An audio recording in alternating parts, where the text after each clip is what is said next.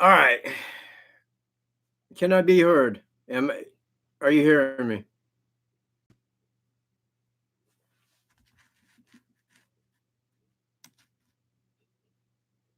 Okay, so you can hear me? Yeah, I don't know what happened. All I did was grab the mic, man. That was it. Okay, you know what? Glad everybody's showing up. Can I get some thumbs up from you people? Can I get thumbs up? Look at all those yeses. If they was all thumbs up, I would be the happiest, man. I would seriously be happy. Woof. He'd be happy as well. So, no. Okay. Anyway. I wasn't singing. Oh. Oh, thank you. Thumbs everywhere. Look at that. All right. Okay, so let me kind of look back. Other things.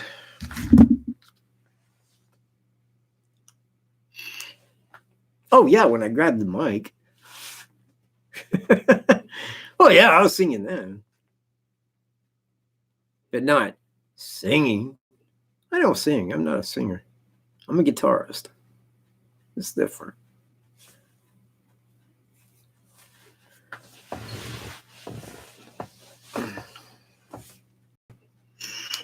All right. So I end up out on, because that is where I was heading to. Actually, might make it a little longer now, but I want to say that when you're walking across that railroad bridge, okay, there at Monon High Bridge Trail, there's gaps. Your eyes always got to be looking down at where your next foot's, where your foot's going to land. So you're always looking down. Now, we had time to going across that. Now, we didn't at first, but after we got really confident at going across where we could just, back and forth, we timed it, and it was just over 8 minutes to walk across. 8 minutes to walk across the bridge. That's a lot of minutes to walk across the bridge. So, again, the point I'm making here is that if my suspect was or had been drinking, that's a reason for his wobbly walk. I think that would be, to me, and is that would be kind of a reason for that. One, you're kind of tipsy. Two, you got to walk where your feet, you got to watch where your feet are landing. So it does kind of make for a funny kind of walk. But I think that people were on that when it was just the photos before the video came out. The guy's walking kind of funny. It looks like he's got like a limp or something. And I don't know. It is just me. I know my suspect drinks. I know he drinks and hates upon females. That's kind of another little statistic there. Because I got a lot of these. And when you look at them all, statistically, there is two sound.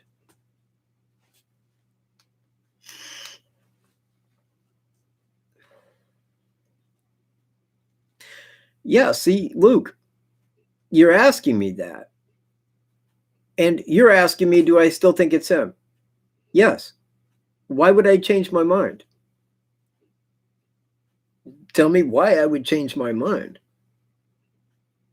Did law enforcement come out and say it was somebody different than him? Did they point to a suspect I am in the unknown of? No.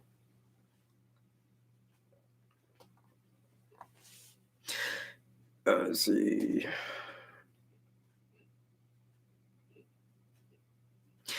Okay. Yeah, look. When St. Louis sent Delphi, when they got a hold of him and said, look, man, we got a guy that kind of fits that dude that you're looking for. This guy fits him pretty big. They sent a mugshot of my suspect. Now, I'm just saying, I know that if I was the sheriff of Carroll County, first thing I would have did with that was take it to the two eyewitnesses that live right there around Delphi and say, is this the man that you seen? That's how I operate. That's how you find out. Now, I can assume they did that, but I don't know that they did that. I mean, the last thing law enforcement's going to do is reach me about what they're doing. But provided he did that, the word would have been, yeah, that's the man I've seen. No doubt. Now, I can say that, okay, Baba, this is how. He has a brother that lives in Fort Wayne. He lived in St. Louis. If you go to Google and you put in St. Louis and you put in directions to Fort Wayne, it'll give you 2 routes, I-70 and the Hoosier Heartland. The Hoosier Heartland is Highway 25, goes right by Monon High Bridge Trail. At that time, he had filed a bankruptcy, was short on money, needed to talk to family. I made reference to that in a video. If I knew he had family, it lived right up in here, I could place him in Delphi. Not only did I find it, the route, bink, right by Monon High Bridge Trail. That was in the bank. At that time, I thought, yeah, I'm looking at the guy. I'm glad, Carnation. I am. Because you know what? The one thing I can't do is take everybody along with me. It's been 2 years. 2 years that I've sat in this house looking at this case. I know every single aspect of this case. Every single aspect of it. I mean, that can publicly be known. I know it all. In fact, I got some of it that people didn't know prior to me getting it. I went and talked to these people. I got that. I know this case. And I'm not calling a hunch. I'm not taking guesses. I'm not throwing darts because he looks a little like the sketch. What I'm saying is this guy fits. Not only does he fit, he's that guy. He is the suspect. He's the guy you want. He's the guy that law enforcement in due time will come out and say, yes, he did do it. He did.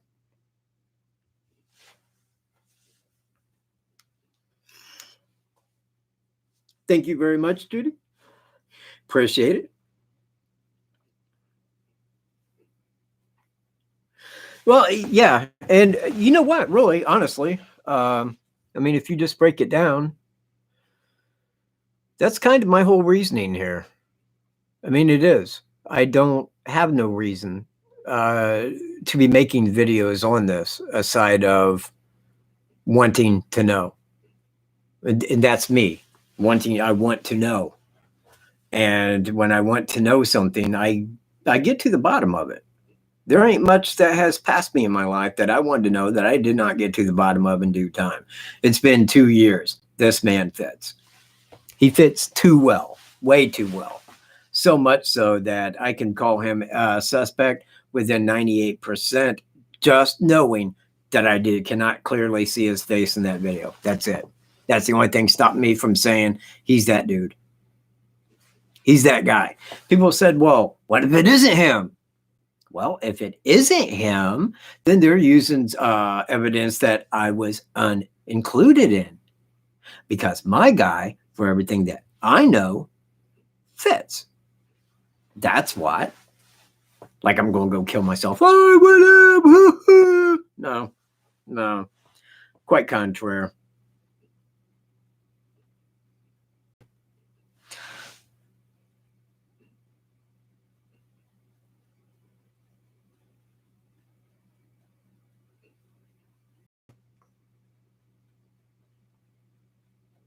Yeah, Valerie, I would love to answer that for you. But again, I have answered that relentlessly over the last hour and a half. Because, look, I'm repeating, and I apologize. But this is the thing with the live. This is it.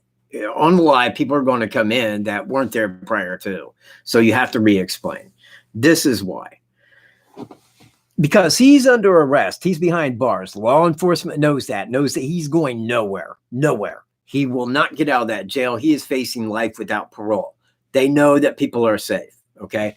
So being that people are safe, they say, okay, the guy's caught. Now, I know Lesenby knows what I know, and I know that they could say who it is. But there's going to be questions from the media when they do. Well, what did he say that he, well, how did he, well, we don't know. We didn't talk to him. Well, but it's him. Yeah, we know it's him. Oh, okay. Well, great. So he did it? Yeah. Well, did he say he did it? Well, we spoke with him. Oh, okay. You want to talk to the guy. I mean, the guy's in there on homicide, facing life without parole. Now, you got him up here as a suspect. I do, and in Evansdale. Now, I think the FBI knew. The FBI knew day one of Delphi. This fits the same MO as other unsolved cases we have. They got the DNA. They said this matches our guy's DNA, but this DNA isn't in Codex. This guy had never broken the law before. My suspect never broke the law before. That's why. So why did they do that? It's because right now his name is hush in Delphi. Law enforcement isn't going to say it. Law enforcement won't tell you his name because they don't want you looking into it. This is their big point. This is their thing. This is what they're going to do. They're going to press conferences and release it. I'm letting you know now because this is what I've worked on for 2 years. This is my job, is to let you know. This is what I call my job, letting you know. Yeah, he's still locked up. And the new sketches, I called that in my last video, but I did radio edit the BS part.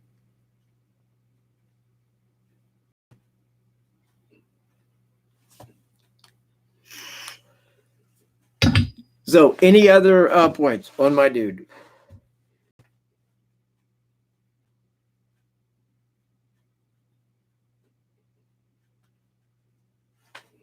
Anything? Oh, hey.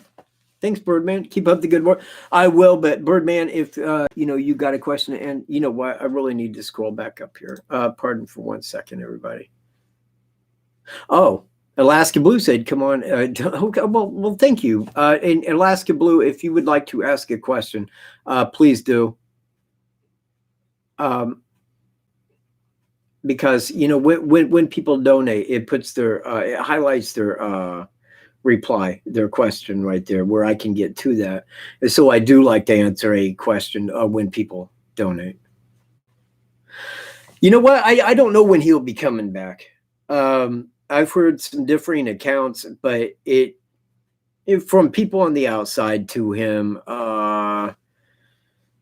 he thought that he might be able to get out in May with time served, but it depends on how he plays that. If he's taking it to a jury, maybe not. If he took a plea to that, yes, but I don't know that they ever confronted him with a plea to that.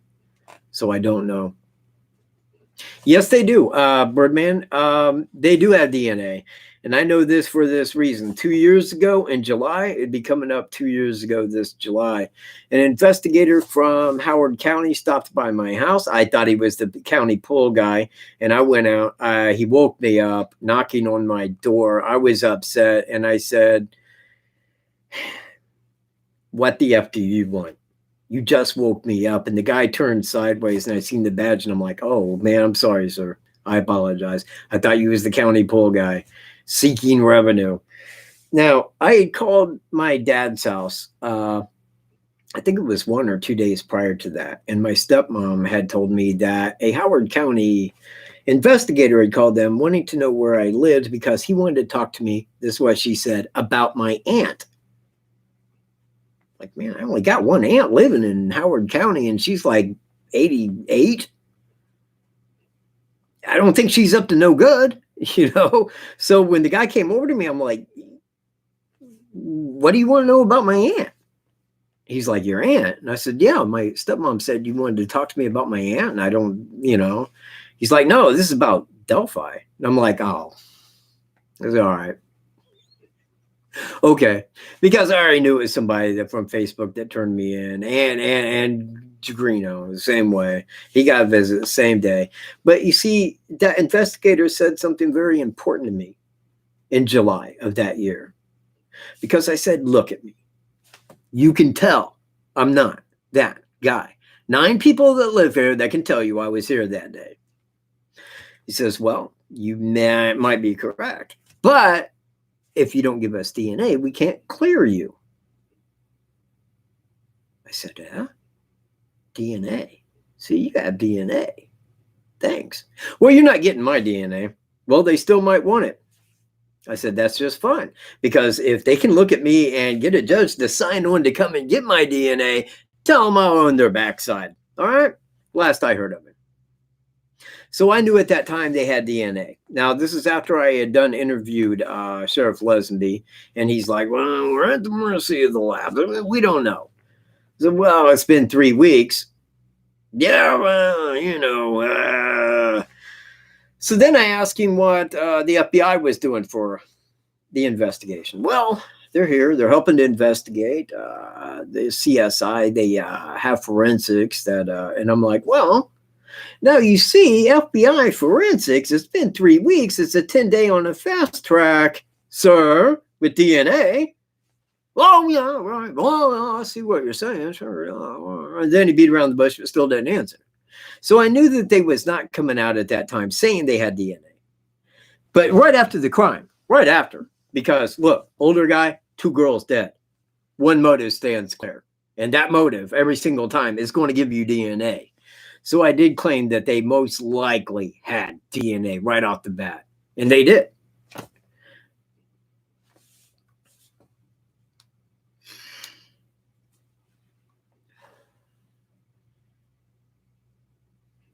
Worked with him? Why would they work with him?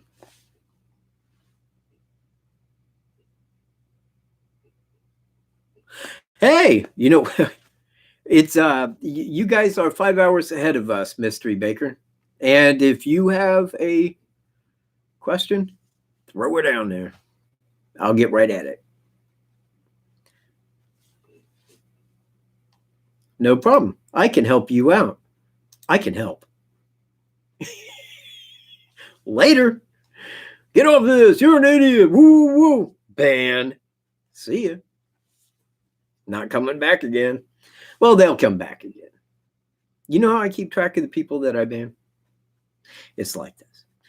Okay. I watch a video, right? And I'm sitting there with my dog Wolf right here beside me.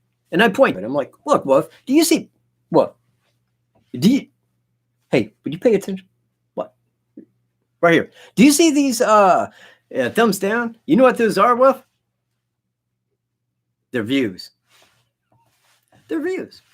And so I can keep track of the people I banned by the thumbs down. Those are the people that I have upset and I have sent on that want to come back and let me know with the thumbs down that they don't like me. They don't like what I have to say. But to me, I mean, because I try to carry common sense along my side, you know, here with me, I assume that if they don't like me, why would they come watch my channel? And then why would they go watch my channel just to leave a stupid remark? Well, it seems a little hypocritical and really nonsensical. I'm doing them a favor by banning them. I really am.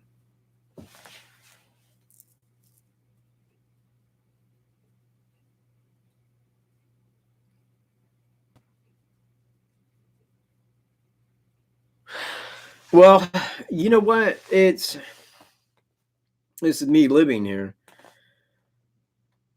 It's easy for me to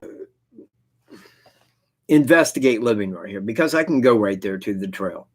You know, I can go there. I can look something over. I can reach the sheriff. I can reach people that are local here. But if I was outside of this area, if I didn't live right here, this crime would not be such a topic of interest to me as it is. When 2 girls like that die in a crime like that, that makes you pay attention. And when that guy ain't caught, and this happened right here locally, at 2 young girls, locally, people that my family knew. I mean, my niece went to school with them. My sister and my niece went to the viewing. I didn't, you know, but I didn't know them. I wouldn't have went to the viewing, you know, and there's some things that I don't do. One, I have never tried to reach a single person that is related to my suspect. That's just, it's not in me because, you know, I feel that if I was related to them, if I was related to that person, and whether that person knows it or not, and they very well probably have no clue about him in Delphi, but just what was done in St. Louis, I wouldn't reach them about that because their mind's already blown. they're already badly hurt about this. This is very distressing, and they're not going to want to answer anything to anybody about it. So I would never do that. There are things that I would not do. If it's something that I have no clue on, or that I can't make an accurate guesstimation on, I wouldn't put it in a video, because it's playing to an audience when you do that. I can say I can place him in Delphi. I can. He had those circumstances happening, same as the FBI would tell you. He was suffering a bad financial issues at home. He had just lost his house, one of his vehicles. He resigned from his job, and he had a brother living in Indiana. Now, when you look up the directions, there it is. Takes you right by Monon High Bridge Trail. At what time he would have been traveling there? At about that time, right there. That's how I can place him there. But I did not see him there. But what I'm saying is that there is a great likelihood, given those circumstances, that he was there.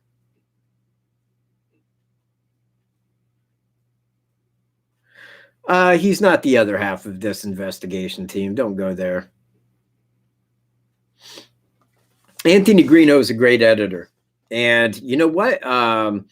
As far as everybody out there, as far as anybody and everybody out there, me and him was on the same base. But me and him were on the same base for a reason, because him and I were looking at it together.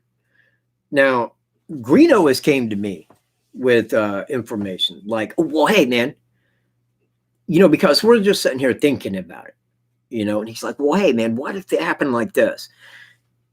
So we start thinking about it. We start talking about it in a way like, well, if it did, because you've got to look at how things would have been done for it to happen in a different way. Well, would it still match the same scenario of time? Would it still, and there's a lot of things that you got to do. And a lot of times, man, we would correct it. It would be like, well, it couldn't have happened because, and they go, oh, yeah, right. Because you always got to check your information and what you're looking at with the criteria that to be true. Because if it don't fit that criteria, it cannot be. It cannot be correct.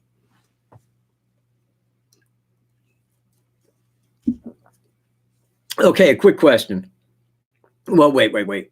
If I could get at least 30 thumbs up. I always like to set people to a higher plane. 30 thumbs up, it's not asking a great deal. It's 29. Yes, okay, 30. Oh, man, wait, now I forgot what I was going to say. Oh, crap, hang on, man. Give me a minute. Hold on. Pardon. I'll be right there with you.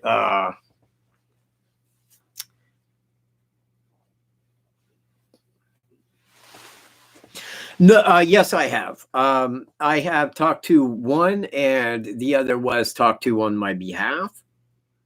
Oh, it was with Greeno. Because you know what, me and Greeno sat here, so we were constantly sided together on this. Now, when I talked to somebody who did not follow this path with me, and that is only him, he's the only person that was here with me. That's it. For months on end, he was here. Let me tell you, man, it's easy to get Greeno in your house, but you can't get him to leave. That guy will live, man, until you go, dude, you got to go elsewhere for a time later. So anyway, me and him was on the same side with this because we had checked it. We had looked at it. We had been there. We had talked to the people. So we was very hip to all the facts. We knew how it would have to play out. Now, last I heard, and you know what, I could, and you know what, I may in my next live, I will get the letter. It wasn't the last one he had sent me. It was maybe like 2 of them ago. Because he said, yeah, you know what? I'm not convinced at all that it's Bruce. I think that, and he was giving me, but at that time, because he was already in jail. So, I told him, I said, yeah, but there's a lot you missed out on. And, I started filling him in, but I never got anything back from him on that. I have gotten other letters from him where he's talking about his case and such, but he never really answered me back on that. But if he was here, like right here, man, where he wasn't in jail and he was here, he would side entirely 1000% with me. I can tell you that. In fact, I told him, I said, tell everybody down there in Morgan jail that, you know, he did it. Because he did. He did do it. Dr. K. Yeah, Dr. K. Hey, you know what? If you want a delicious soft drink, reach for nothing further than Dr. K. You know what? It's the best America has. Mm-mm. Mm. I'm doing commercials.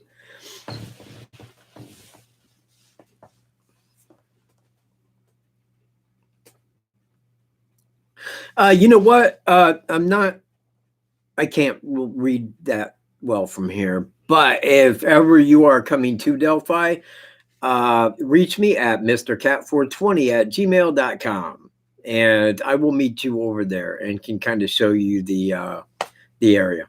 Dr. Pepper, you know what? I like Dr. Pepper, and I'm really a big Mr. Pibb fan. I am, man. And I really like the, what was that, the Pibb cherry or the Dr. Pepper cherry? Yeah, that stuff's good, man. It's got a really good taste. Okay, man. You know what? Kind of really off subject, but let me tell you what I did here just a while back. I took the vaping fluid, which is Green Blast by Naked 100. Love that stuff, man. It's got such a good man, what's the name of that mountain? The green one.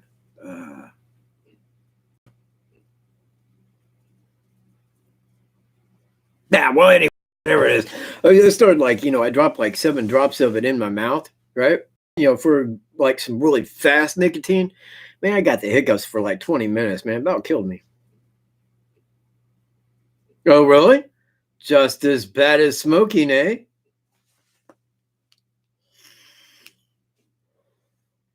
Guess whose lungs just didn't get tar in them? Mine. Honeydew, exactly. Thank you. Thank you. Thank you very much, there, bird. Honeydew melon. It tastes like honeydew melon, kiwi. I don't get as much kiwi, and Granny Smith apple. Don't get as much of that, but it's called Green Blast. Love this stuff. It tastes the bomb, and it's got 18 milligrams of nicotine per milliliter. That means I can get buzzed up anytime I want, man. Oh, well, hang on a minute. So, okay. Back to suspect. Any further questions? I'll go over them now and try to end this at 7:30. Go. I'm waiting. 250.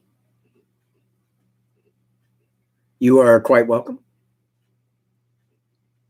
He's talking about nicotine, Stephanie. At least it isn't a cigarette. That's right. It's vape. It's better.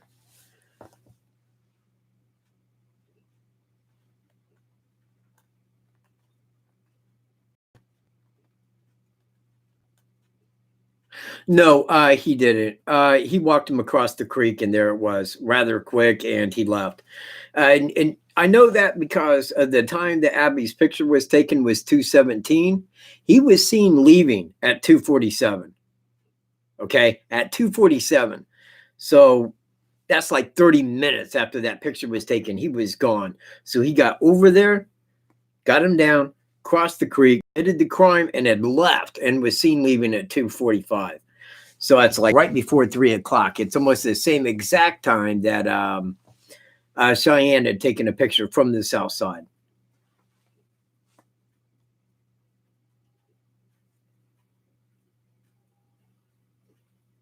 No, never did. I never thought it was 2 people. I never got on that ever. Other people did. Other people have argued it, and you know what? I don't want to point at law enforcement where I knew that law enforcement was lying. However, in that last briefing, they said, this is the guy. It's one person, not 2 people. There's only one voice. That's because there is only one person. One person committed that crime and left. It wasn't 2 people. If there was 2 people, there would have been obvious signs for CSI, multiple tracks, multiple people at the crime scene. You could tell by the casualties whether one or more had did it, whether how many people were there, where they walked. You can tell all that. And it's one of those things. Now, I understand somebody that doesn't live here, that doesn't keep up on the case, not knowing that, but it was only one person. Links don't show. Yes, it was Chicken Little 145.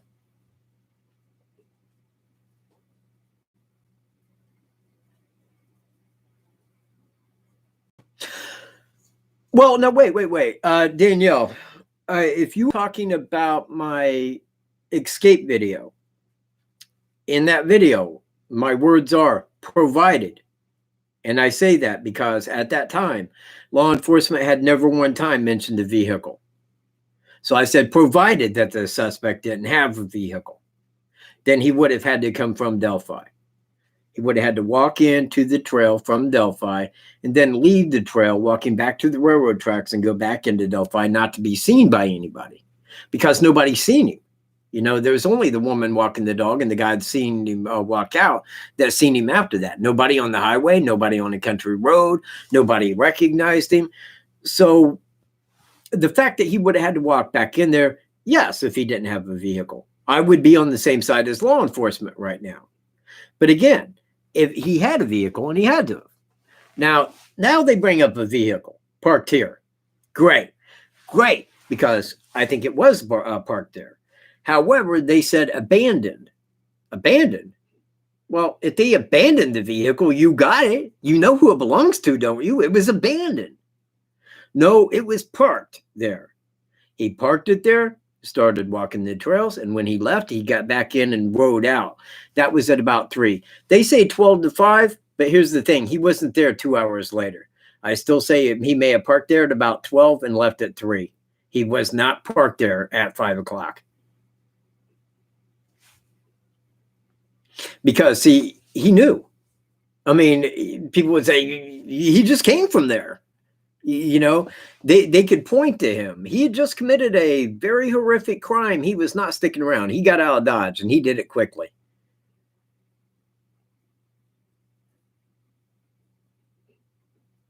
Yeah, I do, Luke. I really do. And I always have.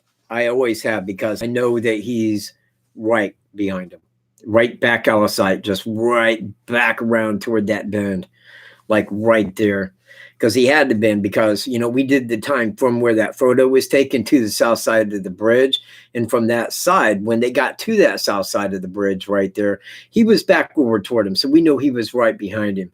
Now, I had emailed Sheriff Lesenby about that. I said, I would like to have the timestamp on when that video was taken. It was only the pictures then, not the video. This is like over a year ago. And he wrote me back, well, I don't think we can do that. I'll talk to the investigators. And I'm like, so finally, it was like a few days later, I wrote him back and I'm like, yeah, well, you know, and he's like, well, because of code, blah, blah, blah, so on and so on, nipping investigation, we don't want to do that.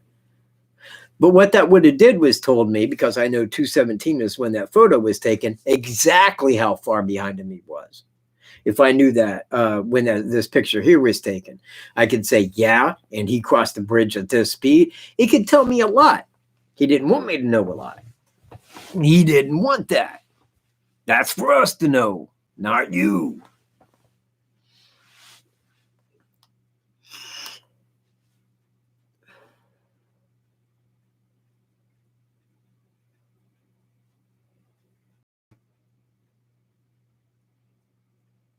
Sarah, there are no flowers where it supposedly happened.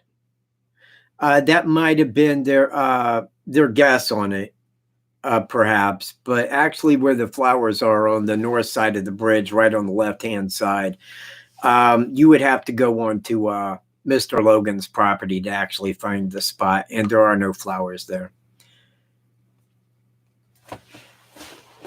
I don't know who was, and again, that's, you know what? I don't care. That don't find him. You know, and that's what I don't sit and think about. because I don't want to.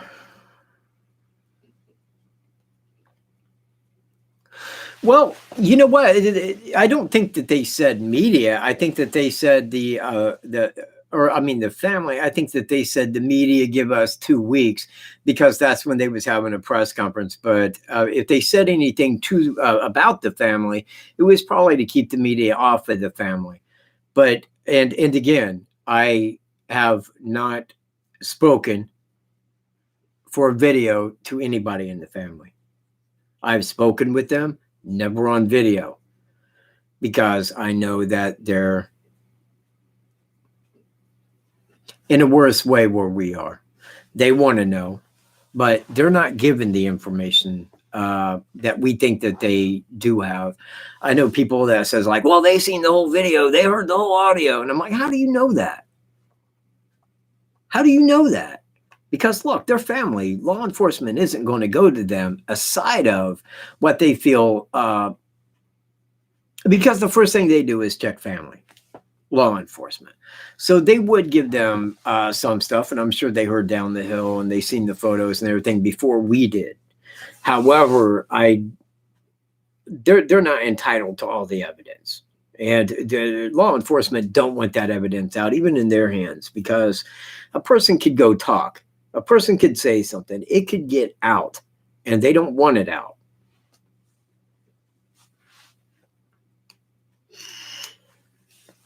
No. Well, you know, and again, it kind of goes back again, because like right after the crime had happened, you got a guy, and there was people that got there right after, and we knew that, but there was nothing given that would show what was happening. Okay. And I felt that was because of the handgun. I always did. I'm not saying that he used it, and I don't think that he would have used it, because had he have used it, people would have went down that area and say, well, man, why are you back here shooting a gun? You know, I mean, it would have been a tip-off. He didn't want to do that. He wanted to use it to cause duress in the girls. So they wouldn't scream, so they wouldn't run. Do as I say. You'll be fine. You'll be fine. And that is how that works. And, you know, I heard John Kelly, profiler, he was saying the same thing. That is how it works. And I like the way the guy profiles, but, you know, I did reach him about this, because he felt that, because he talked about Evansdale, and he didn't feel, or I guess the way he put it was, some people feel that Evansdale and Delphi were pulled off by the same person. He goes, oh, no, he did say that, because he says, I don't think so. I think that Evansdale was done by a more intelligent, and he was given his thing. But well, then I got a hold of him, and I'm like, you know, you might want to look over what I have. So he wrote me back, and he says, well, I'm pretty busy, but if you look me up on Facebook and send me a message, I'll read over it. So I typed it out rather quickly. You know, really rather quickly, because I left a few things out and looking back, but I was trying to make it short and brief so we could just look it over. You know, it's just good to have somebody that's a profiler on your side going, well, those are really good points. So I sent him the information I had, and he's like, yeah. He's like, you know what, that is very interesting. You know, he told me, he said, I'm going to have my team look this over if you don't mind. I don't care. I don't care if your team looks it over. I don't even have a team. I'm all solo. But there's a difference. You see, a person would have a team if they were working cases, whereas I'm just on one. So I don't have to have somebody check this or check that, or you know, like that, and have these different people, because I got to do it all myself on this one. So done fairly good, I might add. Hey, is chat still working? Yeah, I swear there's just times when it stops.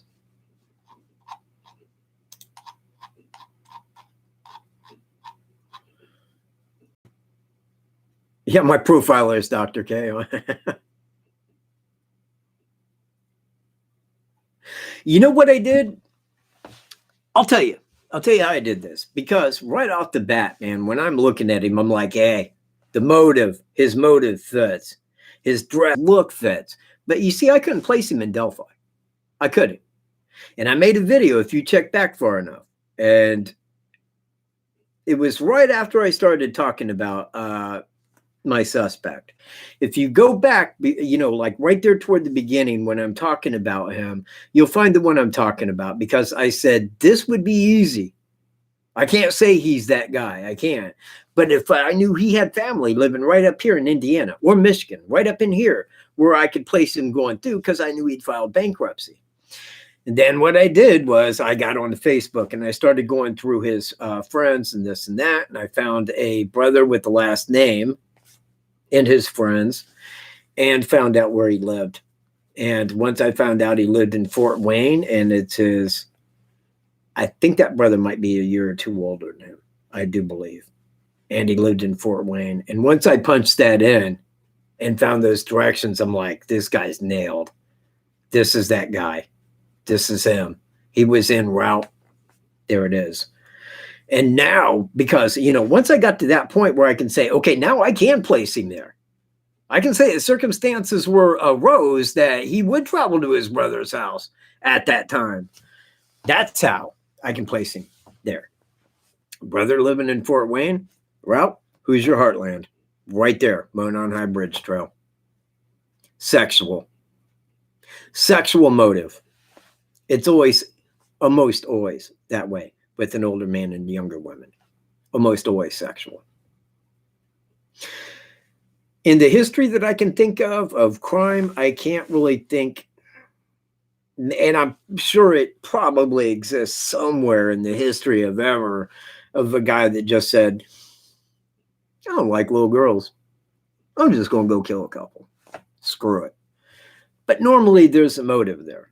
There's a reason. Yeah, well, you know what? My common sense is great. But I try, you know what? I try to use common sense. That is my little motto. But that's the only evidence that I can show. Now, they can prove that he was in Delphi. They can prove it. You know, I'm sure that, I'm not sure, but I would speculate that they've talked to his wife. And they probably know more than I know on him. But I think that they are withholding everything until which time they can nail him for the mass. I don't really know if he was or not. You know, and again, it goes back to one of those things. If you're looking at criminal behavior, how many times can you look back that a serial killer went and did something like this because he was impotent? You know, it could be, yes. But it's nothing that really stands out. Most of these people are, as this guy said, man, like sexual sadists. They really get off on the power of it. They just have that in them. It's a very evil kind of thing, just like Jeffrey Dahmer. I mean, when you hear about what he did and how and why, it's like humans don't think like that. You know, that really has to develop in a person. I mean, people just don't sit and think like that. Otherwise, everybody would be a serial killer. Well, we know that ain't the fact. Serial killers are quite rare, but they certainly occur. We've had what? Well, John D. Thomas wasn't even a serial killer. He had just killed one girl. He wasn't serial. I'm not sure how many serial killers we would have active in Indiana right now, but I'm sure it probably is a couple. You know, I'm sure that they're out there. And it's like that in every state. I mean, you get out in California, there's a lot of people. You know, and the more people you have then per capita, the more into a larger city. You look at San Francisco, there's a bunch of serial killers there. Not as much in Indiana. It's more sparse. But it's that mentality. It ain't where you live. It's that mentality that you have that develops at that little critical time. Just like Jeffrey Dahmer. It started to develop right there around his around puberty, you know, like right around in there when his sexual development started to play in. And, you know, it was at that time, I mean, like, you know, he was like kind of fixated on dead animal. I mean, just some really weird things that kind of developed all into one mentality that was kind of really out there. That's what you get when you're looking at a person like this. Somebody who really developed out there into it. No, right, Betty. I agree, but when I say a couple, I don't know. I don't know. It ain't like everybody's out there getting killed. I mean, not everybody's dropping dead from unknown serial killer around me. But what I'm saying is the people out there with the mentality, they are in Indiana. There are serial killers out there that have never killed anybody yet because they have it up here. And once they get started, it's that first thrill. And then they try to run from it. They try to hide from it. They're very ashamed of what they did. And, but then just like Ted Bundy, just like all of them say, it starts coming back. Is anybody that's here know who Ed Kilmer is? Or is Ed Kemper? Anybody?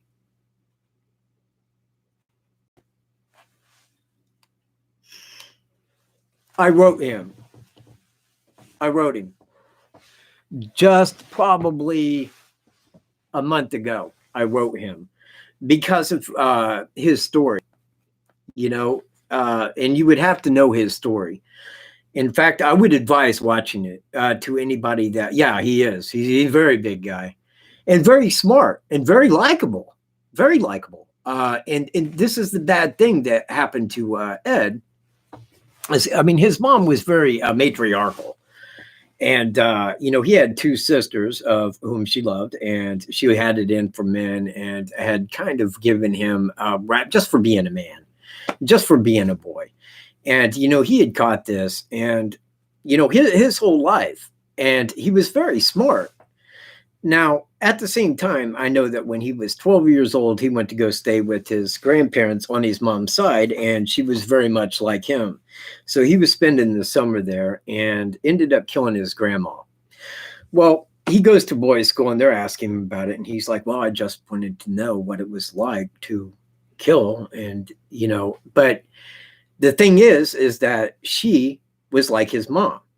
Well, they let him out when he was like, I think 18. And, he's like, if you're going to release me, he said, keep me here, but don't release me to my mom. I don't want to be around her. And they released him to his mom. So as time starts going by, he starts hunting women at this time. And he knew, and I forget how many he killed. He was the co-ed killer. And I forget how many he'd killed, I want to say between, no, it was probably 4 and 6 people as a total. There came a time when, because he was very ashamed of what he did. He did not like what he did. He really hated what he did. He said that he went the route to try to get photos of it. And he said when he looked at the photos, it made him sick and he threw them away. So upon that last time, he stopped and he picked up 2 women that were hitchhiking, going to a college. He picked them up because he wanted to see, because he had the gun in the car. He had everything with him. See if he could pick them up and not kill them. He got them to where they was going to go. They wanted him to go by where he had already killed another person. He was trying to talk him out of that. He got them to where they was going to go. And when they got out of the car, he said, I remember thinking, more girls like that are going to die unless I kill my mom. And he killed his mom that week. And after he killed his mom, he got on the phone and her friend. He got on the phone. He said, I'm the co-ed killer. I did it. Come and get me. And, he had that kind of mom that put his mentality into that. And he said after that, he said, a lot of people don't come in out of the cold. I did. A lot of people will just stay out there and they continue to kill. I didn't want it anymore. So I wanted to write him to see what his thoughts were on somebody that would do this. So I wrote him about the crime. I sent him everything needed. And I'm definitely looking forward to hearing back from him. I think that Ed Kemper's to me, he just seems like such a good guy. Even the people in the mental hospital, that's where he's at. He isn't even in prison. He's in a mental hospital. And the families of the people that he killed are like, yeah, that poor man, because he is that guy. He's a guy that mentally went there, but he didn't want to be there. It wasn't in him to be there. He was kind of into that area. if you see where I'm at. But anyway, that's Ed Kemper, and I wrote him, so I was really looking forward to hearing from him. I think that he will write me. He seems like that guy. Now, my suspect, I wrote him a bunch of times. I don't think he can write back, and I'll tell you why. I don't think he's given a pencil. They do not give him a razor. He cannot shave. He can't do anything. He can't haircut, nothing. So I don't think that they give him a pencil. But I wrote him, and it's like Doug Carter was saying, one day you'll know what we know. Well, he already knows because I told him. What do you know? I told him what I know and what you know. Or at least certainly what I can guess you know, because I'm certain he knows the rest. He does know. And you know what? I would never have wrote what's his name, Tomorrow, Tomato, my suspect, if I didn't feel that he did it. I know he did. I know that he did. 98%. I know. I'm positive on this. I ain't playing around. Yeah, well, you say horribly abused, but he wasn't really beat by his mom. I think that it was more verbal as he was growing up than it was physical. I think Dillinger only killed one person, and that was a cop. And that's, that was the only one I think that they likened to him, was just a cop. And then they said, yeah, we're going to kill him now. Yeah, me too. And you know what? He has not got his next court date set. I don't even know when he's going. I have no idea. And I don't know if that's a part of it. They don't want people to see him with his hair growing out yet. Maybe I don't know what they're going to do. But he's our man.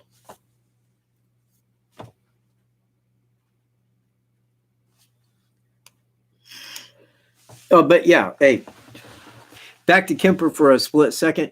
You know what? If you have any kind of interest in like criminal psychology, he's really a good person to look at, because he points to that, and he said something that I found to be so true. He said, if you look at me and what I went through and then what happened, you would think that the psychologist would be in here wanting to talk to me about it, kind of get to a bottom, find an answer kind of thing, but they don't.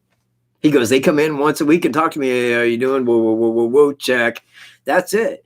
And I wrote him that in the letter. I'm like, you're absolutely correct. Because what happened to you is like,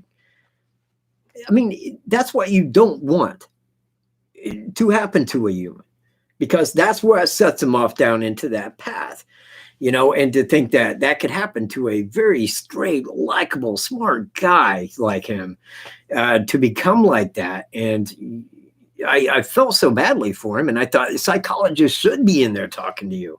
They should have books wrote on you concerning that, because I feel very bad for that guy, and imagine, think about this, man. Say you went out and you killed people, and he was talking about the one that, when he went back, he had like blood on him, and he knew he had to kill the other girl, and the other girl seen the blood and said, what happened? He goes, oh, your friend got smart with me and I hit her. She's bleeding, but she needs you. Because he was trying to get her out there where he could kill her, and he didn't want to kill her, and I don't know. It's horribly upsetting, but the guy's doing life. The guy will never get out. And, it's very sad. Very, very sad, because, look, if you, me, anybody with a straight mind had went and did something like that, we could never live with it. We never could. There'd be no way. I could never go out and hurt a human being like that and live with myself. Impossible. But he did, and he called the cops. He said, yeah, I did it, man. I need to be in there. I did that. And that had to be very tough. Well, he said before that, he went to he got drunk. He got drunk. He went to the police station, was sitting outside, wanting to go in and confess to it. But he said, I kept hearing that Door slam. He goes, I knew I'd never be getting out. 49. I didn't even get 50 on this. I'm so ashamed. I should be doing so much better than I am. I should be emperor. What's on Netflix? Are you talking about Ed Kemper?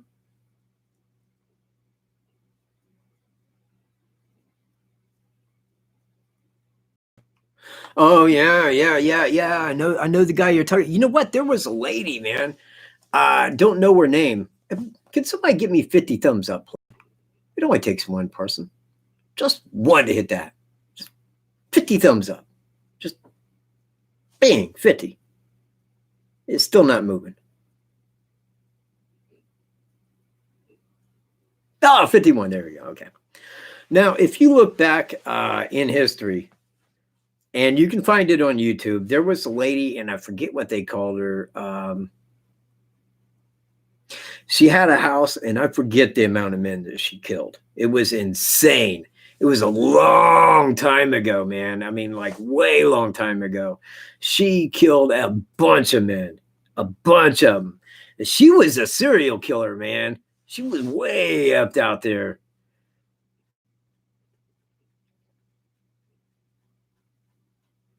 Yeah. Oh, exactly. And again, that's the point I make. That guy could have been anything, and that's how he ended up. You know, when he was at the first mental hospital from time of 12 to 18, I mean, they looked upon him like that, you know, because he was helping the doctors. I mean, he was very smart. He, you know, and they could talk to him, and they was like, this isn't that guy. You know, I mean, this guy here loves to help. He's great. He's smart. You know, he was turned, man. He really was. Oh yeah, Mindhunter. Yeah, I know what you're talking about. I had seen that when I was looking up Ed Kemper, that they had that Mindhunter on him.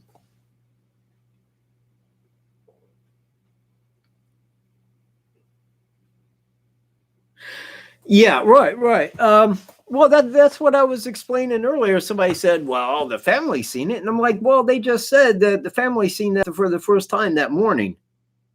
But I want to know why police are calling that an abandoned car. The car wasn't abandoned. It was parked.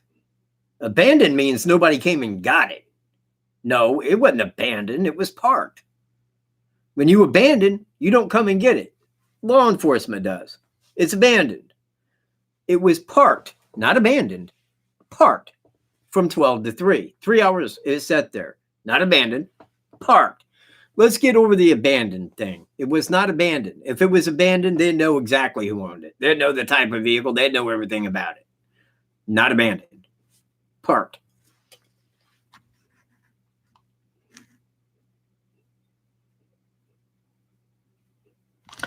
Hello, Ann. How you doing? Up in LaPorte. Yeah, man, I used to live up by near LaPorte, down by Rochester.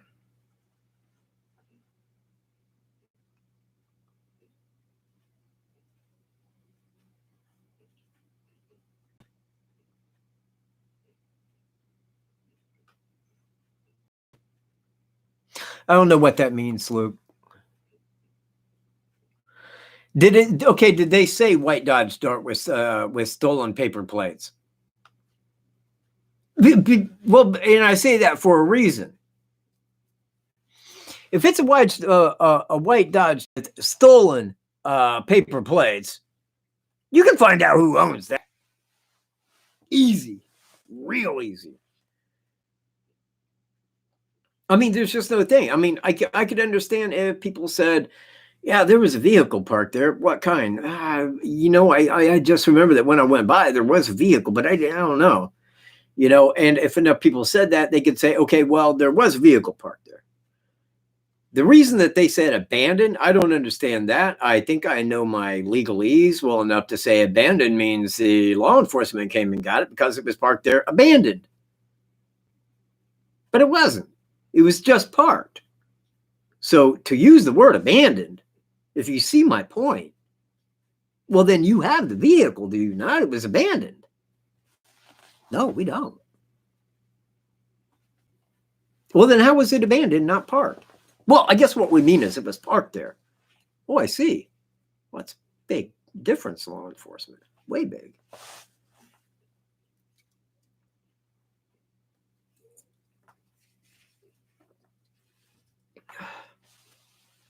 Anyway.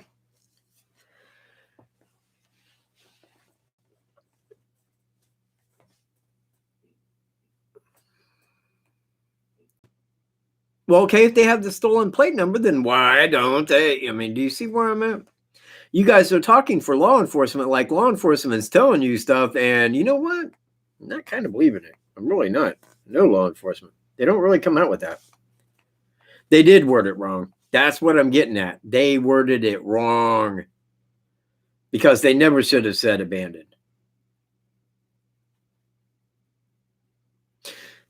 You see, now you guys are talking about like stolen plates, trace back. Okay. Well, do you guys work for law enforcement? How do you know this? I've never heard of it, ever. Didn't happen. Trace back to Kokomo, Indiana. How odd. Yeah, you know, okay, as far as the footwear, I really don't know. I mean, I can look at it. It kind of looks more tennis shoe, but looks more brown tennis shoe. But boots, I don't know. I don't even know that my suspect really wore boots, and I don't know why he would wear boots to drive. You see where I'm at? I mean, if two of them wanted to go for like a 10-hour hike, I could see, but I don't know, man. I really don't. But I can't really answer on his shoe wear. Or the kind of vehicle he had at the time. Now, I did do this. I went to, I forget the name. I'm going to say it's Find Out Anything on Anybody. All right, when I'm going through there, because then it takes forever, it's got this big, where it slowly goes around. You go to the next one, it goes around, you know. But finally at the end, they're like, yeah, we got all the information you need on this guy, everything, all the vehicles he's owned, you know. And I'm like, boxy old style Ford Bronco. Nah, better not. And it cost like $30. And I was like, yeah, the cops will do it. You know, the cops will do that. I already told them months ago. They have already done that. But had I went ahead and paid that $30, man, see, I wouldn't be sitting here actually in the know that he owned that Ford Bronco. I would. I know. Yeah, screw it. Maybe I will. That way I can get on here and go, I told you. See, no, now you. All right. So I'm wrapping it up. 8 minutes. If anybody's got a question, go. 8 minutes.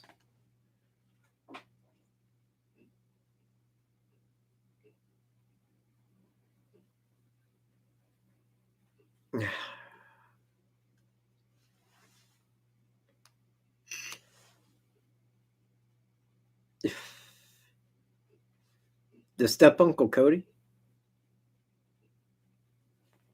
I don't know. Okay. Well, no new questions. I'm going to leave it at that, everybody. I thank you for joining me today, and I will see you in my next video, probably. I'm going to get the video put out where I cover all of the stuff that I have on my suspect. Once I get that video out, then I will make a video probably within about 2 to 3 days thereafter, where I will talk about that more live. So keep your eyes out for that. It's probably going to take me a few days to complete that video because I want to edit it up, make it look nice, man. People really respect editing. I'm not an editor. That was more Greeno. He was the editor. I'm the brains. So anyway, man, I will see you guys in my next video, and I want everybody out there to have a very fantastic week. Peace.